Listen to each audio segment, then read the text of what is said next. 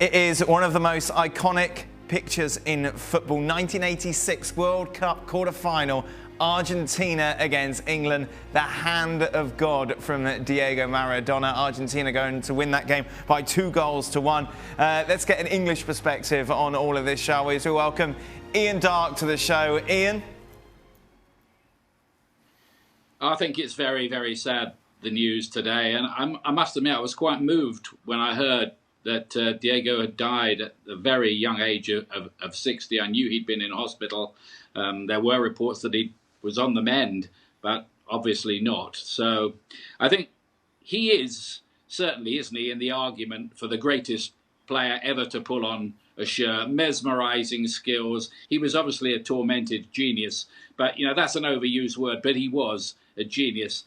OK, the hand of God goal will always haunt England fans, but I know there's a different culture in South America where they just thought it's clever if you can get away with it, and it's part of football folklore. But if you really want to know about Diego Maradona and you're too young to have ever seen him play, just look at the tape of the other goal he scored in that match against England. I don't think that could be really topped as a World Cup goal. There have been a lot of special ones, but that there is right there at number one. Diego Maradona with the ball tied to his laces, running from his own half, shaking off goodness knows how many England defenders and finishing it off balance with the outside of his foot. He was something else. You have the ridiculousness of that goal that somehow, obviously, the referees then overlook. Well, that's the issue for me. It's not that, you know, Maradona used his hand to score that goal after the brilliant goal that he did score, because show me a player that doesn't try to find an advantage or cheat or call it what you like in any league in the world, and I'll show you a liar.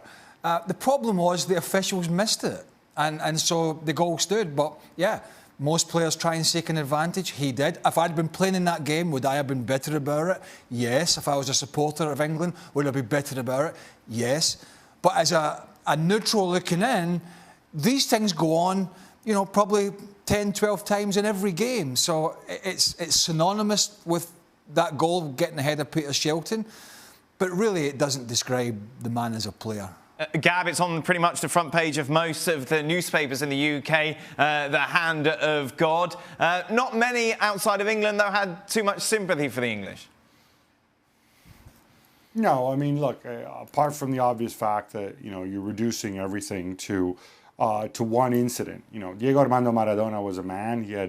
He made many mistakes. He made many mistakes far worse than this, and things that he can be criticized for.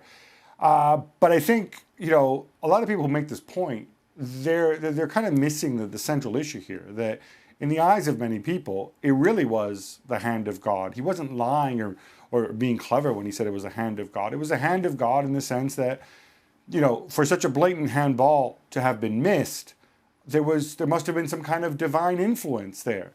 And then to go and see that second goal, the way Ian described it beautifully there, you know, with the ball stuck to his laces and the off-balance finish, that was also bordering on the supernatural. And I think it's relevant to, and this is why it resonated with so many people, it came against England.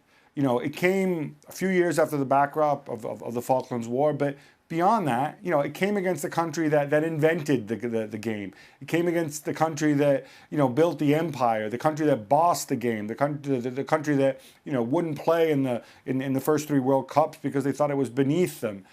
So there was a whole anti-establishment vibe, which I have to say Maradona, for his own purposes, you know, happily embraced and probably fomented as well. And I think that's why that resonates with so many people. And that's why people, you know, don't see it as some sort of massive travesty of justice. They look beyond that. Ian, I just want to get your personal memories. Just how good was he? The absolute best.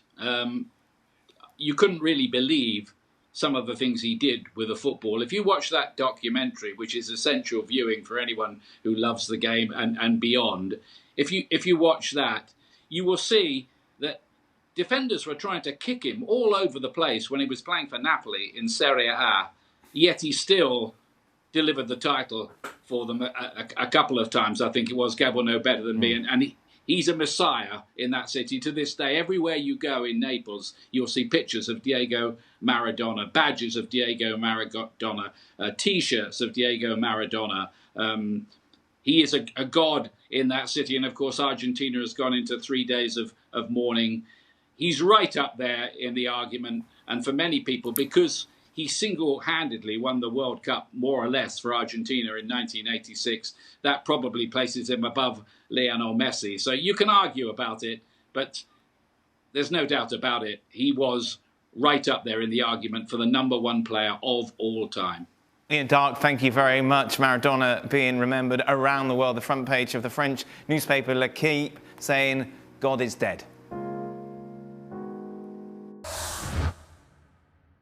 Well, thank you very much for watching ESPN on YouTube. For more sports highlights and analysis, be sure to download the ESPN app. And for live streaming, premium content, and let's not forget as well, ESPN FC 7 days a week. Subscribe to ESPN+.